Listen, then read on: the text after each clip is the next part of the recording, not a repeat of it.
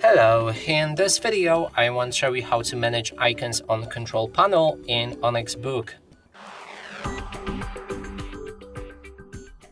To do this, first we'll need to swipe our finger from top of the screen, then there's the pen button in the top right corner of your screen. Right here you can find all of the icons, and now to manage them you can remove icons by clicking and holding on one of them, then drag it all the way down to remove it. If you want to add different icons, then move them from the bottom right here to the place you want the icon to be. So for example, we can move screen recorder all the way up right there. And that's it for this video. Hope you like it. Please consider subscribing to our channel, leave a like and a comment below.